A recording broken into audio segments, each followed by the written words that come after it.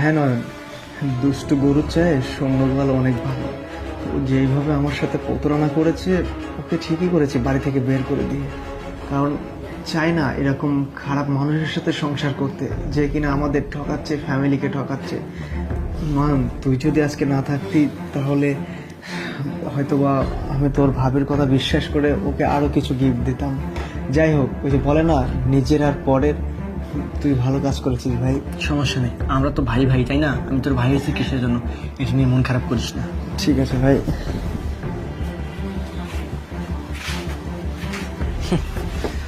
কেমন গেম খেলে দিলাম ভাবি সাহেবা। শুধুমাত্র আপনার কাছ থেকে একটু সময়ই চেয়েছিলাম, তাই না? আপনি যদি আমাকে একটু সময় দিতেন শুধুমাত্র পার্সোনালে, তাহলে বাড়ি থেকে আপনাকে বের হতে হতো না। কি হলো, চুপ করে আছেন যে? কিছু বলেন। কি বলবো, সময় এলে সবকিছু বুঝতে পারবা। বুঝতে পারছো? ও আচ্ছা, তাই না? বাড়ি থেকে বের করে দিল আমার ভাই ঘাড় ধাক্কা দিয়ে। রাস্তায় রাস্তায় যাচ্ছেন, কোথায় যাচ্ছেন, কোথায় থাকবে কিচ্ছু জানেনও না। তারপরে দেখতেছি আপনার রূপের আগুনের সেই তেজ এখনো কমেনি, এখনো দাউ দাউ করে জ্বলতেছে। চলেন না যাই কোথাও, গিয়ে ঘুরে আসি। তাই নাকি? আমি যাব তোমার সাথে? তুমি কি করে চিন্তা করলে? আমার যদি এই বাড়িতে জায়গা নাও হয়, তারপর আমি তোমার কথায় রাজি হব না। ঠিক আছে, যান, ভেবে দেখবেন। আপনার এই সুন্দর নয়ন, ভাইয়া তুমি আসছো? এই কালনাগিনটা এখন এখান থেকে যাচ্ছে না, ঘাট ধাক্কা দিয়ে বেরিয়ে যা, বেরিয়ে যা। হ্যাঁ, এবার ঘাড় ধাক্কা খুব জোরে দিব, তবে ওকে না, তোকে। কি বলতেছো ভাইয়া, তুমি এসব বিশ্বাস করো? আমি একটা কথা বললে না, তোর জিভ টেনে আমি ছিঁড়ে কুকুরকে দিব, বেয়াদব।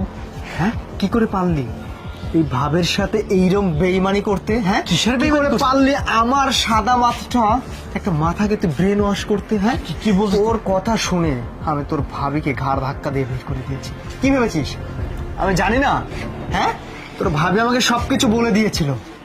কি বলতেছো? সি, সি, নয়ন, তুই এতটা নিচে নেমে গেছিস। সি, আরে মা মারা যাওয়ার পরে তোর এই ভাবি তোকে তোকে কোলে পিঠে মানুষ করেছে, আর সে তুই কিনা তার দেহকে চাস, তার সাথে সময় কাটাতে চাস।